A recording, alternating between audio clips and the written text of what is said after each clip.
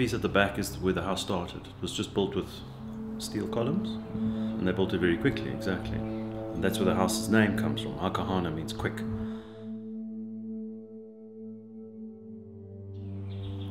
I don't know much about the architect besides the fact that he was trained in Germany, that his father came to Namibia, I think around 1925 or something like that.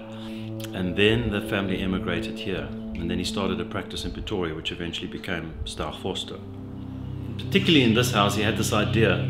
It's a very long piece that he's written about his ideas. I don't know whether they're post-rationalized or whether they happened before the time, but the idea was that you at some point had to be grounded. You had to feel as if you're part of the landscape, and so you moved down and you became part of the water. And the other thing was the idea of the bedrooms being in the sky, which is where one dreams. So when you're dreaming, you don't want to be locked into the ground, you want to be up in the air.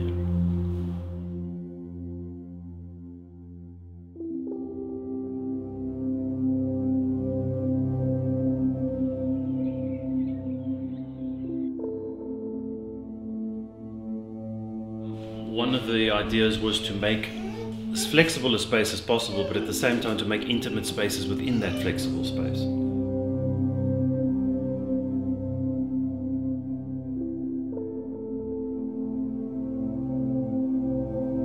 There's a number of layers. There's a layer, then there's another layer, then there's another layer, and then you get the ceiling, which creates a series of spaces within one space.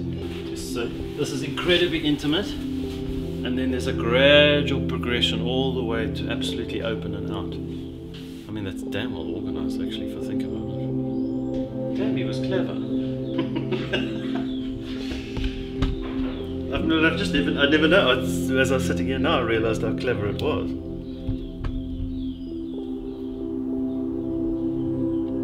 The other thing is the material difference.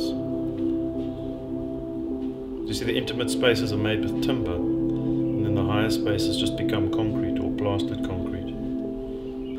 How this house changed notions of the modern movement was that it became related to the ground. Quite often the modern movement houses were separated from the ground, like Le Corbusier's famous one called Villa Savoie, which was raised in the air. And there was very little association with being part of the ground. So the buildings started to orientate them towards topography. They started to lie with the topography of the land, so they would orientate themselves with how the contours went. They would associate themselves with the ground by starting to dig in. They would start to use natural materials like this. For instance, in this house, all the slate has been dug up on the site. When they dug out the swimming pool and when they dug out here, the slate is actually here and they used it in the floors.